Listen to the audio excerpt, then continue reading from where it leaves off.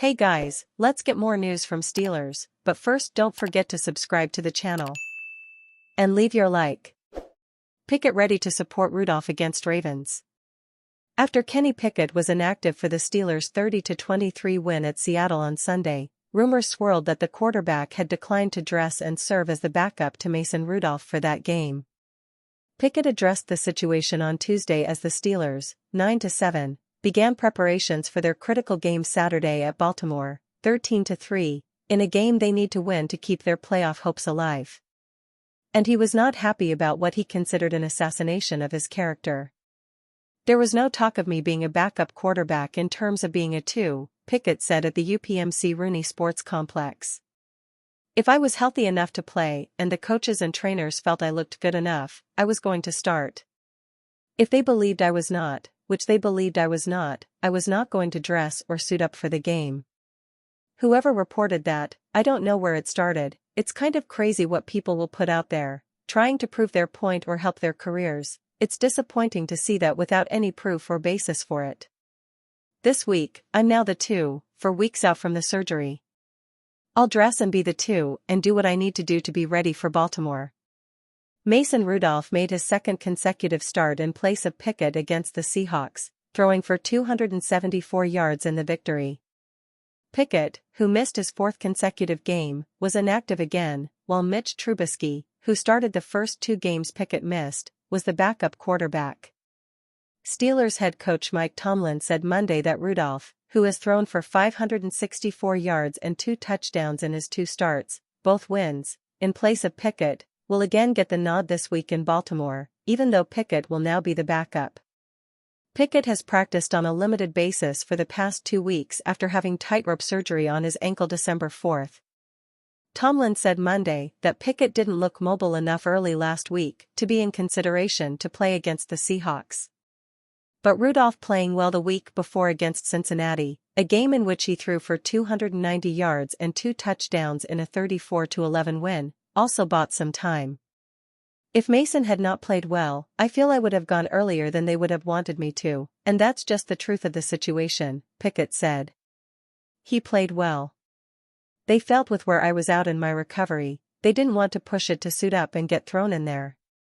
That's why I didn't suit up." In the meantime, Pickett, who is 7-5 as the team's starter this season, will continue to do what's necessary to prepare himself to play this week against Baltimore, if needed, while also supporting Rudolph. "We have a great friendship. I've been together with Mitch and Mason and it's been nothing but awesome every single day," Pickett said. "When I would to the sideline, we would talk. When he comes to the sideline, we talk. I don't overdo it. I don't overstep. You don't want to give him too much. He bounces ideas off me, and I bounce them back. It's a good situation." Steelers win over Seahawks extends Mike Tomlin's remarkable streak. Pittsburgh Steelers head coach Mike Tomlin continues to put up successful seasons. With Pittsburgh's 30-23 win over the Seattle Seahawks in Week 17, Tomlin is assured his 17th consecutive non-losing season as an NFL head coach. Since taking over as head coach in 2007, Tomlin has never finished a season below 8-8. The NFL record is held by legendary Dallas Cowboys head coach Tom Landry, who went 21 straight seasons without a losing record. New England Patriots coach Bill Belichick went without a losing season from 2001 to 2019. Pittsburgh's win over Seattle moved them to 9-7 on the year heading into the final week of the 2023 NFL season.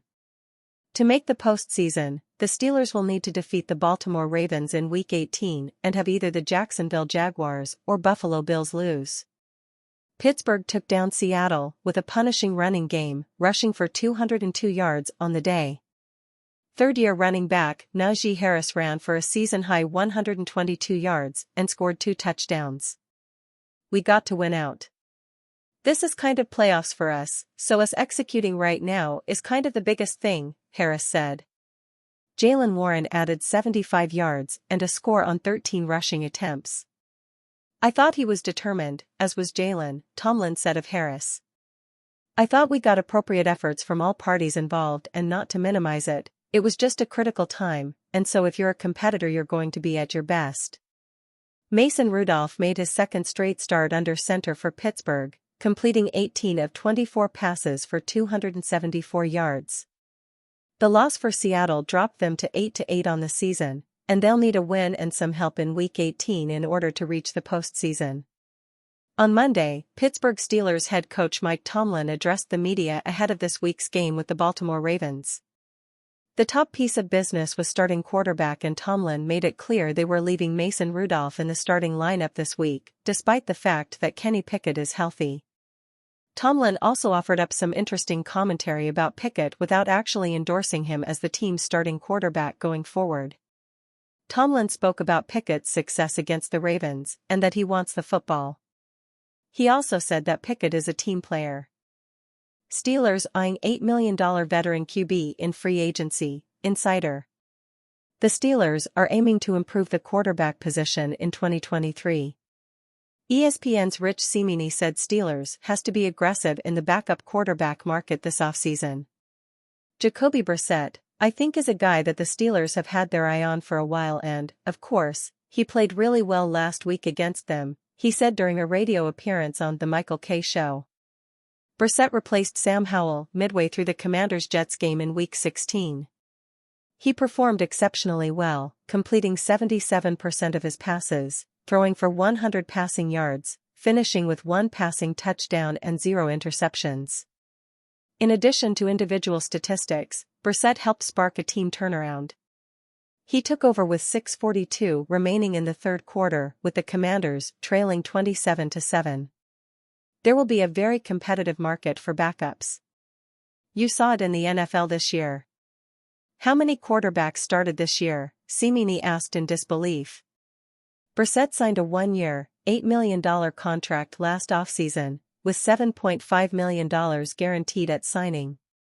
He is scheduled to be an unrestricted free agent in 2024. Brissett, 31, has played in 79 games during his 8-year career and started 48 of those contests.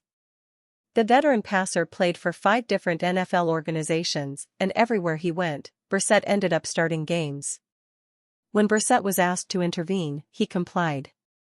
He is completing 61.3% of his passes, has thrown for 10,574 yards, and has a ratio of 51 touchdowns to 23 interceptions.